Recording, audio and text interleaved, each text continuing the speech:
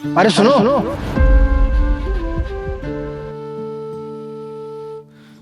हाँ, माफ कीजिएगा, मुझे पता नहीं था। सॉरी, लेकिन आप ये बाहर बच्चे को दूध क्यों पिला रहे हैं? घर में जाके पिलाइए। नहीं नहीं, ये घर मेरा नहीं है। वो मैं काम ढूंढ रही थी, उतने में बच्चे को भूख लगी और रोने लगा, तो मैं बस उसे दूध पिला रही थी। अरे बेटा, इसमें शर्माने वाली क्या बात है? अब बच्चे को भूख लगेगी तो माँ दूध तो पिलाएगी ना।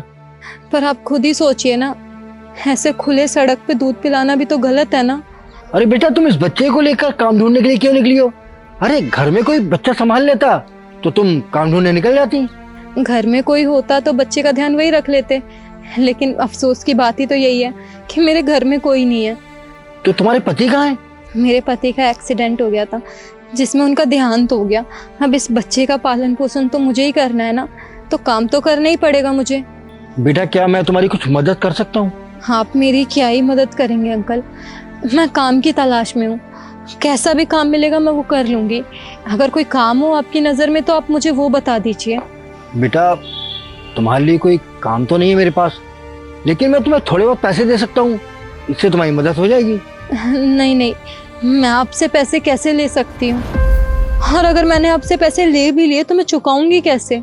लेकिन मेरे दिए हुए पैसों से इतनी मदद तो हो सकती है कि जब तक तुम्हें काम ना मिले बच्चे का पालन पोषण आराम से कर सको। और देखो, वैसे भी बच्चा बहुत छोटा है अभी, तो ऐसे ले लेकर इसको घूमना काम ढूंढने के लिए अच्छी बात नहीं है। अब तुम खुद ही सोचो, अगर तुम्हें काम मिल भी गया तो तुम बच्चे पर ध्यान दोगे या काम पर? और ऐसे में बच्चे की परवरिश पर तो बुरा असर पड़ेगा ना, और ये तुम दोनों के लिए अच्छा नहीं है, ना ये माँ के लिए अच्छा है ना बच्चे के लिए।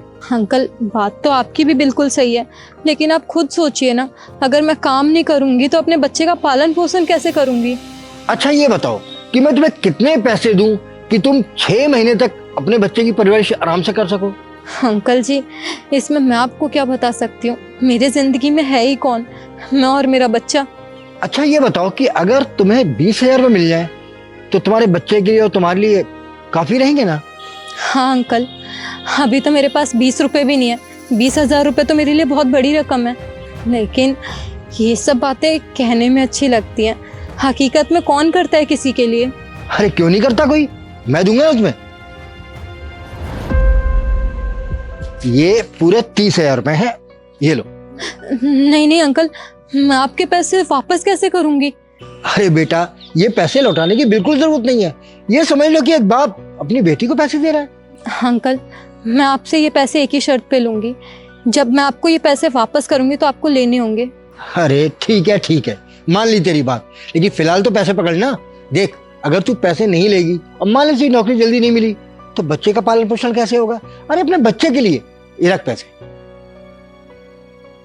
और हाँ, पिछली गली में चौथा घर मेरा ही है, किसी से ही पूछ लेना अनिल का घर कहाँ है तो बता देगा, ठीक है? जब पैसे आ जाए तुम्हारे पास, नौकरी लग जाए तो दे देना। अंकल जी, आपका बहुत बहुत धन्यवाद। आप नहीं जानते आपने मेरे और मेरे बच्चे के लिए क्या कुछ नहीं किया है। अंकल, यकीन कीजिए, मैं आपके पैसे आपको जल्दी ही वापस कर दूंगी।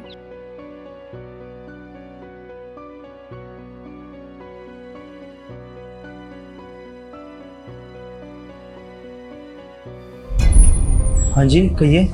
यहाँ पे अनिल अंकल रहते थे ना, उन्हें बुला दीजिए, मुझे उनसे काम है। अनिल अंकल? अनिल नाम का तो यहाँ पे कोई नहीं रहता। यहाँ नहीं रहते, पर उन्होंने तो मुझे यही एड्रेस दिया था। जब मैं पिछली गली में थी तब उन्होंने बताया था कि इसी गली में चौथा घर उनका है।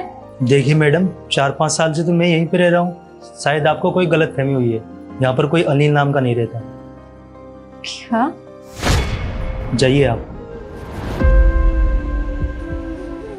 ऐसा कैसे हो सकता है? अंकल ने तो मुझे यही घर बताया था और मुझे अच्छे से याद है। एक मिनट, बचपन में मैंने मम्मी से ये कहानी तो सुनी थी कि भगवान आपकी किस रूप में आके मदद करे ये कोई नहीं जानता, और मेरे साथ तो हकीकत में ये हुआ है।